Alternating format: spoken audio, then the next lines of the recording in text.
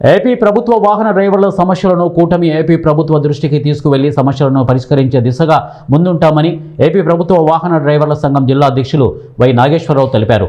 కర్నూలు పట్టణంలోని ఏపీ ప్రభుత్వ వాహన డ్రైవర్ల సంఘం కార్యాలయంలో ఏపీ ప్రభుత్వ వాహన డ్రైవర్ల సంఘం కర్నూలు జిల్లా ఎన్నిక కార్యక్రమానికి ముఖ్య అతిథులుగా ఏపీ ప్రభుత్వ వాహన డ్రైవర్ల సంఘం వ్యవస్థాపక అధ్యక్షులు పాపారావు, ఏపీ ఎన్జీఓ ప్రధాన కార్యదర్శి జోహర్లాల్ హంస, జిల్లా అధ్యక్షుడు రఘుబాబు, ఏపీ ప్రభుత్వ వాహన డ్రైవర్ల సంఘం రాష్ట్ర అధ్యక్షులు రమేష్ బాబు, రాష్ట్ర ఉపాధ్యక్షులు ఇంకోబా, నంద్యాల జిల్లా అధ్యక్షుడు ఖాదర్, కర్నూలు జిల్లా ప్రధాన కార్యదర్శి మబ్బుల్ హాజరయ్యారు.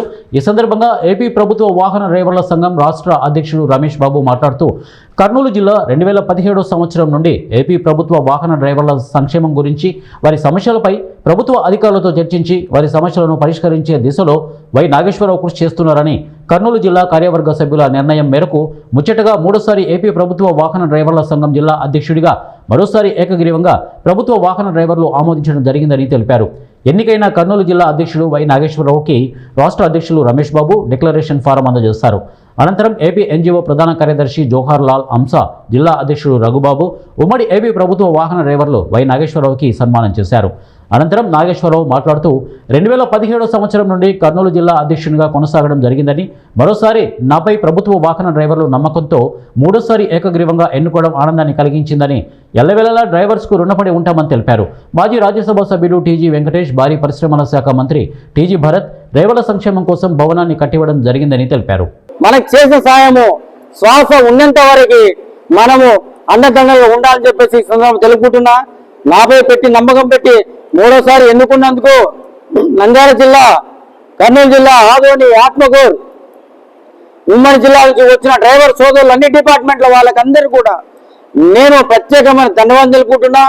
అదేవిధంగా రాష్ట్రం నుంచి రాష్ట్ర అధ్యక్షుడు రమేష్ బాబు గారు కూడా ఈరోజు ఈ ప్రక్రియ జరిపించినందుకు కర్నూలు జిల్లా పక్షాన రాష్ట్ర అధ్యక్షుడు గారు కూడా ధన్యవాదాలు తెలుపుకుంటున్నా.